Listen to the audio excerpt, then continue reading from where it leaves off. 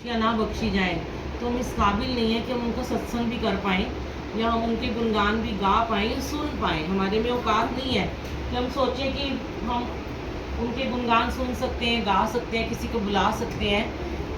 पर गुरुजी महाराज हैं जो सबको बुलाते हैं। आंटी इसी बिल्डिंग में रहती हैं और अभी कुछ टाइम के लिए यहाँ पे शिफ्ट हुए और आंटी ने बोला आज कुछ ऐसी संगत भी आएंगी कि वो जो फर्स्ट टाइम इस यहाँ पे आ रहे हैं, हो सकता है वो गुरुजी से पहले से जुड़े हुए भी हैं, हो सकता है कोई पहली बार आता है, पर सब गुरुजी के प्यारे प्यारे बच्चे हैं। चाहे वो पहली बार आता है, चाहे वो कहीं किसी और के घर जाता था, कहीं आता है नहीं आता, उसको कैसे गुरुजी ने जोड़ना है, बस वो एक छोटा सा जरिया बना देते हैं।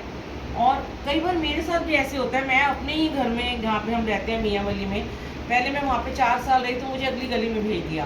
तो जो वहाँ के लोग थे वो जो बहुत ज़्यादा आते थे ना, ये गुरुजी महाराज अपनी अपनी सेवा लेने का उनका तरीका है और कैसे किसको जोड़ना है, किसके थ्रू जोड़ना है, ये वो जानते हैं। तो वहाँ पे बहुत संगत आती थी, अमृत वेला में भी वैसे भी आते थे। फिर धीरे धीरे जब हम इधर शिफ्ट हुए, ज़्यादा दूर नहीं था, एक ही हम गली दूर थे।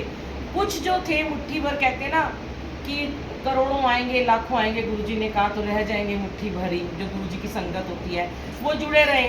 कुछ अपने घर में करना शुरू हो गए, कुछ ने छोड़ दिया आना, फिर इधर की नई संगत और जुड़ गई, वो आना शुरू हो गए। तो उनको पता ही नहीं था कि हम लास्ट वाली गली में पहले रहते थे।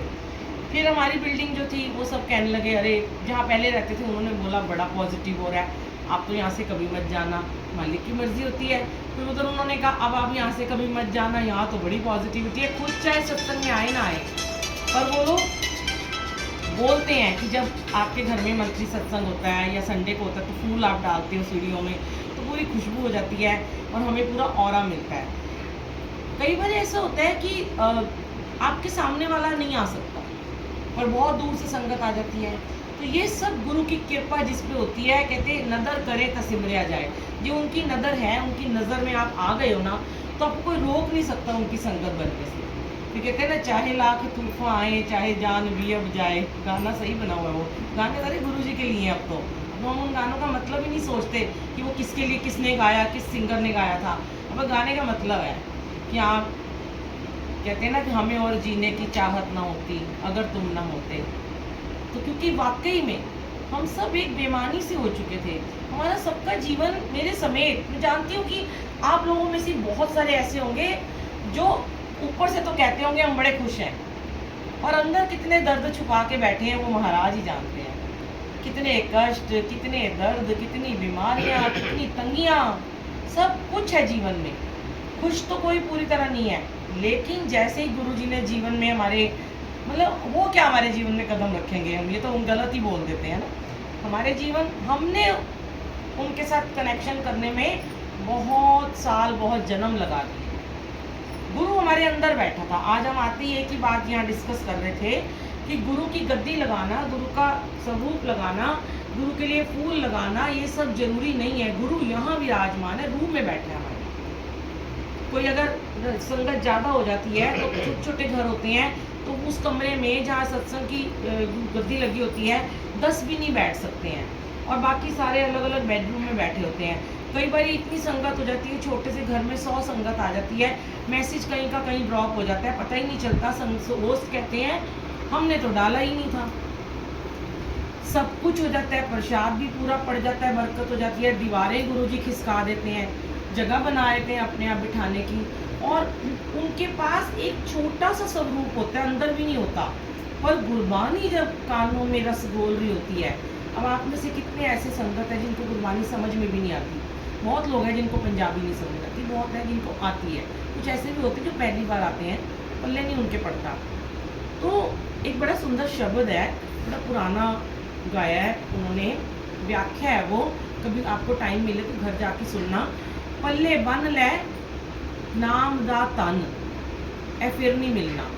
पल्ले बांध ले मतलब कि उन्होंने कहा अपने पल्ले बांध लो, जो चल रहा है, जो जीवन में हमारे हो रहा है ना, अगर हम गुरु जी वाले हो गए तो जो जो जीवन में हो रहा है, कहते जो जो तेरा हुक्म है त्यों त्यों हो। अब उनके हुक्म में आ जाओ, क्योंकि जिस दिन हम ये बोलना शुरू कर देंगे ना कि मालिक हम जीरो हैं, हमें ABC भी नहीं आता, हमें 1 2 3 भी नहीं आता, हम नर्सरी में KG में एडमिशन भी नहीं हमारा हुआ, हमें शुरू से जैसे गुरु का प्रवेश जीवन में हुआ, अगर आप लोग मेरी बात मानो, जो मैंने सीखा, जो मेरे एक्सपीरियंस है, जो दुनिया के इतने मैं सुनती हूँ डालती हूँ, जो गुरु की संगत बन गया, सबसे पहले वो अपना दिमाग चलाना बन गया।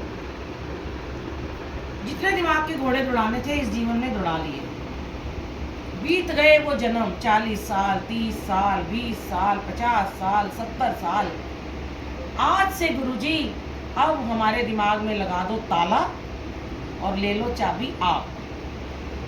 अब इसके बाद जो आप इसमें डालोगे वही होगा। हमने कर दिया सरेंडर। अब आपने सुना होगा बहुत पहले से ही गुरुजी की संगत जब जाते हैं तो कहते हैं, वो बोल देते हैं बस आके, 2-4 मुहावरे बनाए हैं, लंगर पूरा खाना है, जल प्रसाद पूरा पीना है, सरेंडर कर देना है, टेलीपैथी करनी है, डायरेक्ट कनेक्शन करना है। ब्रीफ में कोई नहीं आपको बताता। संगत के मन में क्वेश्चंस रह जाते हैं, अरे आंटी ने कहा था सरेंडर करना है, सरेंडर होता कैसे है, क्या होता है सरेंडर, हम और क्या करें। हम मंदिर जाते हैं, बड़े मंदिर रफ्ते जाते हैं, धूप में जाते हैं, लाइनें लगा के जाते हैं, बसों में जाते हैं, गाड़ी में पेट्रोल फूक के जाते हैं। कोई कहता है सत्संग में, वहाँ भी जाते हैं। कोई कहता है सेवा ले आओ, हम रोटी भी बना के ले जाते हैं। कोई कहता है सब्जी बना लो, हम वो भी बनाते हैं। कोई कहता है कि मेरे घर में सेवा में आ जाओ, वो भी करते हैं। कोई कहता है रोज सत्संग में जाओ, भाग जाग जाएंगे।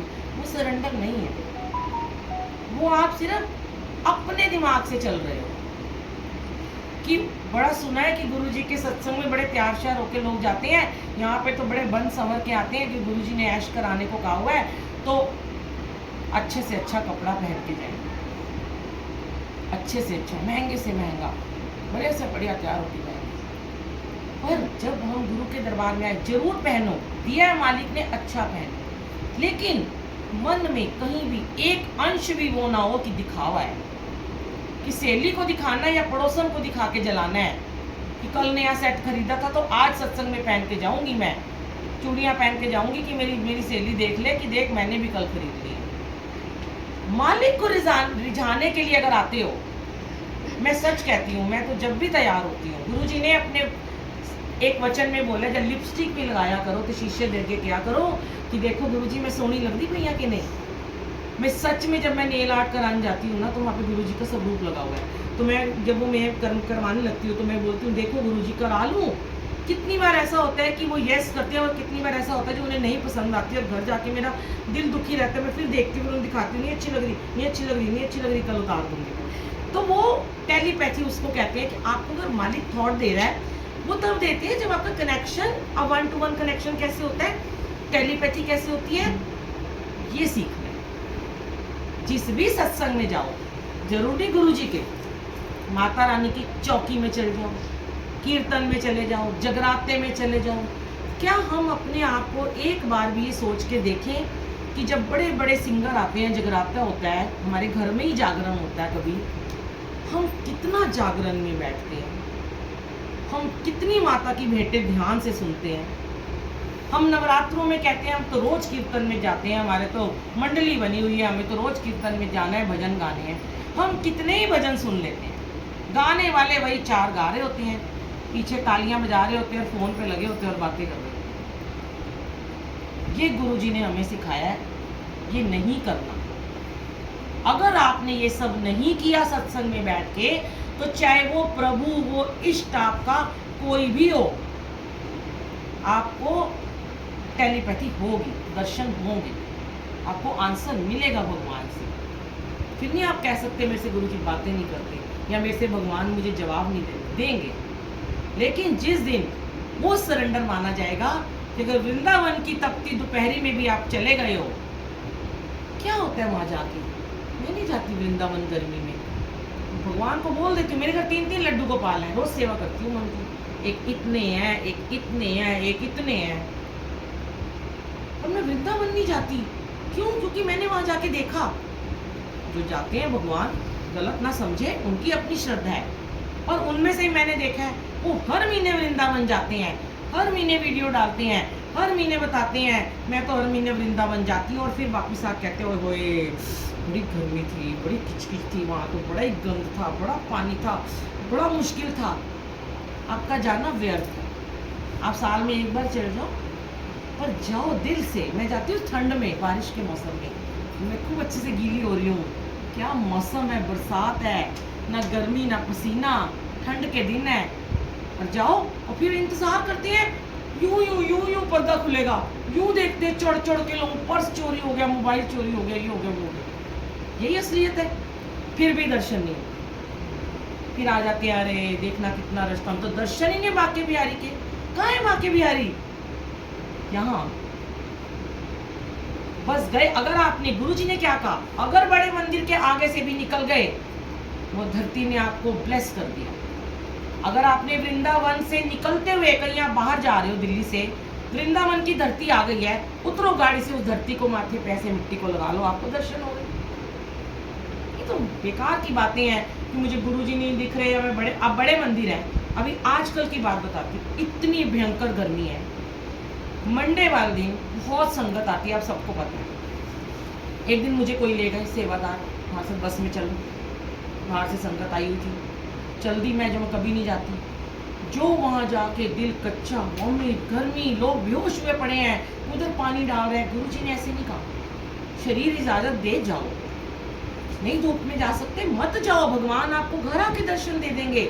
ये जो दो लोग विदेशों में रहते हैं, गाँव में रहते हैं, कस्बों में रहते हैं, वो मुझसे पूछते हैं, आंटी भाई आप कितने भाग वाले हो, आप बड़े मंदिर जाते हो। मैं कहती हूँ तुम्हारे क्यों नहीं भाग है भाई? कहते हम तो घर में ही सत्संग कर लेते हैं। उनका तुम हमसे ज्यादा भाग वाले हो बेटा, कि तुम्हें वही भगवान। और कहते हैं मेरे ड्रीम में गुरुजी आए और कहते हैं आके दाल बना, तिकड़ा प्रसाद बना। ये सच होता है, ये झूठ नहीं कोई बोल सकता। तो गुरु कहते हैं जो नहीं आ सकता, बुजुर्ग, बच्चे, बीमार, मैं उनके घर आके खुद उन्हें दर्शन देती हूँ।